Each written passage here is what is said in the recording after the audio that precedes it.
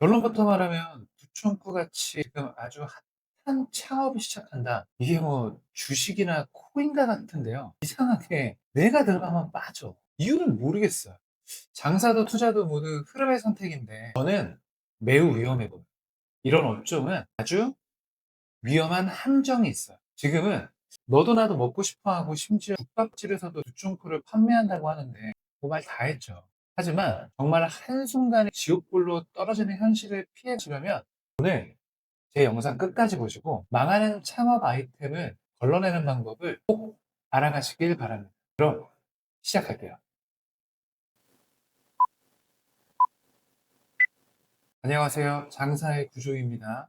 오늘은 요즘 아주 핫한 아이템이죠. 두바이 쫀득 쿠키, 일명 두쫑쿠 창업에 대해서 한번 알아볼 거예요. 요즘 두바이 쫀득 쿠키가 전국적으로 가장 뜨거운 관심을 받는 디저트 아이템이잖아요. 그럼 두쫑쿠가 이렇게까지 사람들이 관심을 갖고 있는지 한번 알아볼까요? 두쫑쿠가 빠르게 퍼진 이유는 시각적인 임팩트가 아주 좋아요.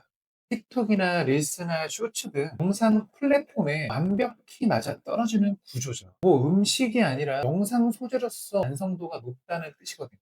그런데 여기서 중요한 포인트, 이런 시각적 임팩트는 첫 번째 구매를 만드는 힘은 매우 강한데 두 번째 힘들어요. 그런데 이렇게 유행하는 아이템이 나오면 예비 창업자들은 이렇게 말하더라고요.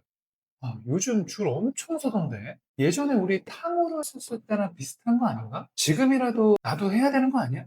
뭐 이런 얘기들을 많이 하죠. 근데 우리는 이미 경험을 한번 했었죠. 시간이 너무 많이 지났고 모두 일상이 바쁘다 보니까 다 까먹었던 거예요. 몇 년 전은 떠올려 보세요. 탕후루, 뭐 저가 맥주집, 뭐 더 과거로 가면은 대만 카스테라. 뭔가 느낌이 싸하지 않으세요? 처음에는 다 똑같았어요. 전국의 매장이 순식간에 늘어나고 매장마다 다 줄 서서 먹고 SNS에 도배되고, 이건 돈이 된다고 생각하고 너도 나도 모두 그 시장에 뛰어든 거죠. 가장 최근이 탕후루였는데 혹시 이거 기억하시나요? 탕후루 알바 월급이 375만 원. 3년 전이니까 지금으로 따지면 한 400만 원 정도를 알바비로 줬다는 건데 진짜 미친 탕후루 시장이었죠. 근데 지금은 어떤가요? 대부분 사라지고 없죠. 중요한 건 아이템이 맛이 있고 그거가 아니죠. 유행이 끝나버리면 버틸 수가 없는 구조로 설계되어 있기 때문인 거예요. 그리고 유행이라는 거는 영원할 수가 없죠. 빠르게 올라간 사람들의 관심일수록 더 빠르게 내려가고요. 너무나 많은 창업자들의 수요가 한 번에 몰리다 보니까 더 가속도를 붙인 셈이 된 거였죠. 사람들이 유행의 정점에 있는 프랜차이즈나 아이템을 고르는 이유는 사실 단순해요. 아, 거기 매장에 엄청 사람 많던데. 아, 뭐, 내 친구는 이미 창업했다던데? 장사 엄청 잘 된대. 지금 빠르게 들어갔다가 빨리 빠져나오면 되지 않을까? 이렇게 타이밍을 맞추겠다는 그 건방진 생각들, 그리고 뭔가는 해야 될 것 같은데 실패는 너무 무서우니까 유행이라는 흐름에 올라타서 안전하게 한번 가보자 라는 아니라는 생각들로 시작을 합니다. 그래서 사람들은 가장 안전해 보이는 선택을 하죠. 우리는 대부분이 유행이 시작하고 난 뒤에 이미 정점을 지나가고 나서 들어가요. 물론 겉으로는 안전해 보이는데 구조적으로는 가장 늦은 타이밍일 겁니다. 물론 초기에 진입해서 그 흐름을 타고 빠져나오는 사람들도 있는데 대부분의 사람들은 그런 행운이 잘 찾아오지 않아요. 그래서 결론부터 말씀드리면 극히 일부는 됩니다. 근데 문제는 이거죠. 그 성공이 얼마나 가느냐, 그리고 그 극히 일부가 내가 될 수 있느냐, 그게 가장 중요하죠. 반짝 유행하는 프랜차이즈의 특징은 대부분 이렇습니다. 초기 매출은 빠르게 오른다. 그런데 매출 유지하는 장치는 없다. 여기서 가장 문제는 동종업체가 바로 주변에 생기기 시작하는 그 시점부터입니다. 단순 복제가 빠른 아이템일수록 프랜차이즈 본사가 생겨나는 속도가 빨라지고 본사의 개수는 늘어날수록 거기에 따른 가맹점은 그의 배수로 더 빠르게 늘어나기 때문에 내 앞이나 내 옆에 또는 이 길 건너에 여기저기 나와 같은 상품을 판매하는 매장들이 깔리기 시작합니다. 결국은 내 상품을 팔아서 돈을 버는 게 아니고 내 옆에 앞에 있는 가게를 죽여야지만 내가 돈을 버는 구조가 되는 거죠. 그럼 반짝 유행하는 프랜차이즈를 알아보는 방법은 뭐가 있을까? 간단하거든. 아래 질문을 한번 던져.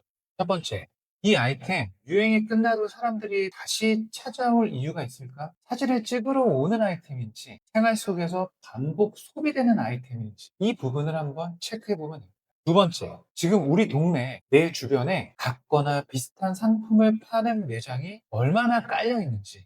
예를 들어 저가 맥주 옆에 또 저가 맥주 매장, 무인 문방구 매장 옆에 또 무인 문방구 매장, 이렇게 비슷한 종류의 똑같은 매장들이 이미 깔려 있다면 이미 유행의 끝물일 가능성이 매우 높아요. 이 두 가지 질문에 답이 바로 나온다면 이미 위험하다는 신호인 거죠. 그럼 우리가 가장 크게 경험했던 탕후루의 시작과 끝을 한번 알아볼까요? 자, 먼저 탕후루 매장의 창업 비용은 가맹비 교육비에서 1,000만 원 정도, 인테리어, 집기 등 해서 6천에서 8천. 뭐 점포 비용은 권리금에 따라 왔다 갔다 하겠지만은 아무래도 상권이 좋은 데 들어갔으니까 1억에서 2억 사이 들었겠죠? 그러면은 총 투자금은 1억 8천에서 3억 정도가 발생했을 거예요.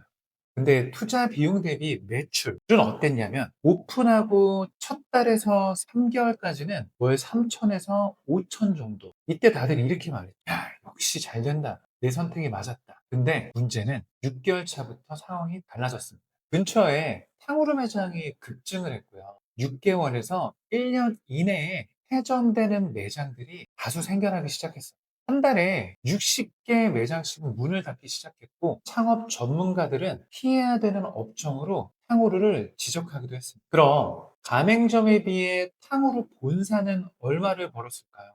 탕후루가 시작했던 2021년도 SNS를 통해서 본격적으로 확산되기 시작했고요. 프랜차이즈 형태의 본사는 그 시점에는 많지는 않았어요. 약 5개에서 7개 정도가 추정이 됐었는데요. 이 시점에는 개인 매장의 비중이 굉장히 컸고 프랜차이즈 본사들은 굉장히 소규모 형태로 형성이 되어 있었습니다. 근데 2022년부터는 탕후루가 폭발적으로 유행기에 들어가게 됐죠. 가맹사업 등록이 급증을 했고 단기간에 브랜드가 엄청 쏟아져 나왔어요. 이때 본사의 추정 숫자만 25개에서 35개.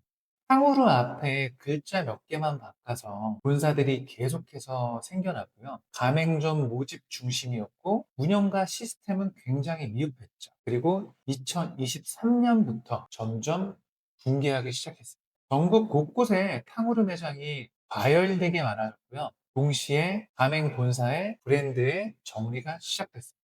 탕후루가 시작했던 21년도에는 5개 남짓됐던 프랜차이즈 가맹 본사는 2023년에는 40개에서 50개까지 늘어났어요.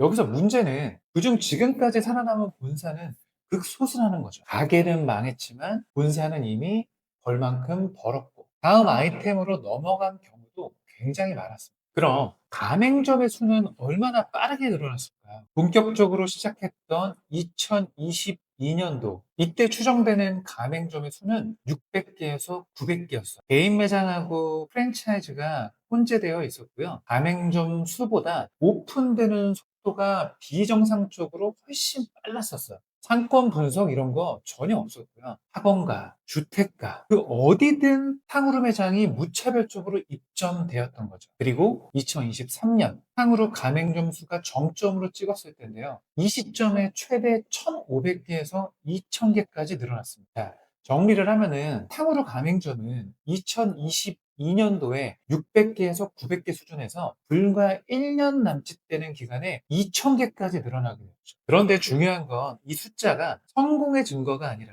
붕괴 직전의 신호였다는 겁니다. 정확한 숫자보다 중요한 건 정말 짧은 기간에 너무 많은 매장들이 생겼다는 사실 그 자체예요. 그럼 이런 구조에서는 누가 가장 이득을 봤을까요? 맞아요.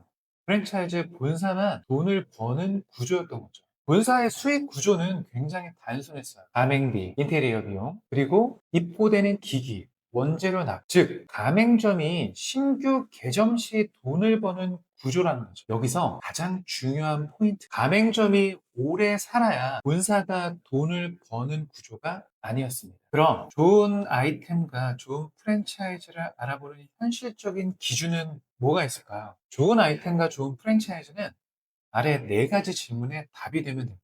첫 번째, 유행이 끝나도 지속적인 소비가 될 이유가 있는가? 두 번째, 사장이 하루 빠져도 시스템적으로 잘 돌아가는 건가? 세 번째, 매출이 늘수록 관리가 쉬워지는가? 네 번째, 본사와 가맹점의 이해관계가 같은가? 즉, 함께 돈을 버는 구조인가? 이 중 두 개라도 애매하면 그 프랜차이즈 본사는 걸러야 돼요. 그래서 좋은 프랜차이즈를 구별하는 방법은 뭐가 있을까요? 자, 지금부터 알려드릴게요. 좋은 프랜차이즈를 구별하는 10가지 방법. 첫 번째는 본사가 가맹점 숫자보다 운영 이야기를 더 많이 해야 됩니다.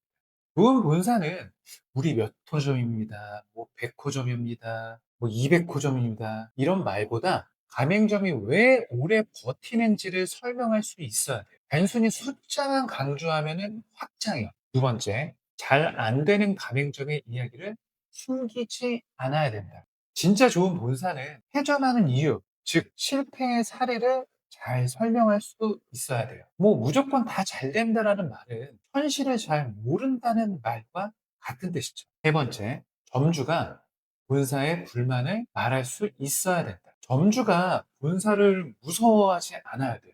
본사 눈치부터 본다거나 본사를 무서워하면 이미 그 구조는 문제가 있는 겁니다. 네 번째, 메뉴 설명보다 왜 이 메뉴만 남겼는지를 말해줍니다. 메뉴가 많은 게 좋은 게 아니죠. 좋은 본사는 왜 이 메뉴를 남겼는지, 왜 이거는 뺐는지를 설명을 할 수 있어야 돼요. 이거는 시행착오를 대신 겪어줬다는 얘기인 겁니다. 다섯 번째, 본사 수익 구조가 투명해야 돼요. 가맹비, 교육비, 뭐 부자재, 마진, 물류 수익 이게 다 어디서 어떻게 발생하는지 명확히 설명 못하면은 위험해요. 사실 요즘에는 정보공개서에 대부분 다 나와 있기는 한데 이 부분 자체를 모르고 계시는 분들이 있을 수 있잖아요. 그렇기 때문에 잘 설명해 줄 수 있는 본사가 신뢰가 더 가는 거죠. 여섯 번째, 잘 되는 점주가 아니라 오래 한 점주를 보여주는 본사여야 된다. 1년차 고매출 점주들만 이렇게 모아서 하는 거 말고 3년, 5년 버틴 점주님들을 보셔야 돼요. 프랜차이즈의 진짜 실력은 시간을 견디는 힘입니다. 일곱 번째, 사장님이 없어도 돌아가는 구조인지 보여준다. 좋은 프랜차이즈는 시스템이 있어야 돼요. 사장님이 매일매일 붙어야 합니다. 사장님이 없으면 운영을 할 수가 없습니다. 이런 시스템이 아닌 사람이 아니라 시스템으로 돌아가는 구조인지가 핵심인 거죠. 여덟 번째, 유행이 아닌 생활 속 반복 소비인지 설명한다. 하루에 몇 번 먹을 수 있는지, 누가 꾸준히 먹을 수 있는지 설명 못한다면 그건 그냥 단순히 유행이죠. 좋은 프랜차이즈는 화제보다 습관을 이야기할 수 있어야 돼요. 아홉 번째, 업종 변경, 회전에 대해 솔직한 프랜차이즈여야 된다. 안 되면 어떡하나요? 라는 질문에 말끝을 흐리면 위험한 거예요. 정말 좋은 본사는 나갈 때 덜 아프게 나가는 방법도 알고 있어야 돼요. 마지막 열 번째, 본사가 먼저 확장 속도를 스스로 제한할 수 있어야 된다. 좋은 프랜차이즈는 가맹 문의가 많이 들어와도 출점을 늦춥니다. 예를 들어서 저희 한 달에 20개 매장 오픈했어요. 뭐 3달 만에 30개 매장 오픈했어요. 사실 이런 거는 좋은 건 아니에요. 속도를 조절한다는 건 가맹점의 생존을 우선한다는 것과 같은 얘기입니다. 한 문장으로 정리하면 좋은 프랜차이즈는 지금 얼마나 잘 되는가 보다 얼마나 오래 버티며 할 수 있는가를 보여줘야 된다는 거예요. 이 10가지 중에 3가지 이상 설명을 못하는 프랜차이즈라면 조금 더 기다리는 게 맞아요.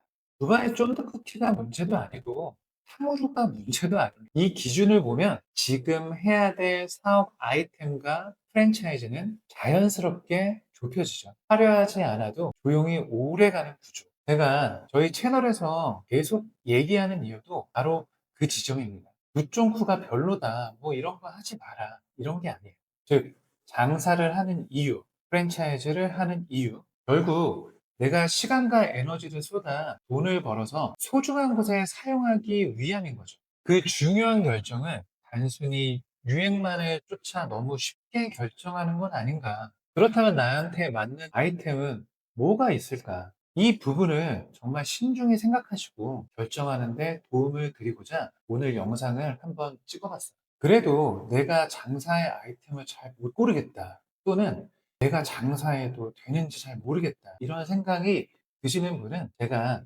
고정 댓글로 장사하기 전 꼭 봐야 하는 영상을 걸어뒀으니까요. 꼭 한번 시청해 보시기 바랄게요. 자, 오늘도 여러분의 구조를 점검해 보시기 바라며 영상 시청해 주셔서 감사합니다.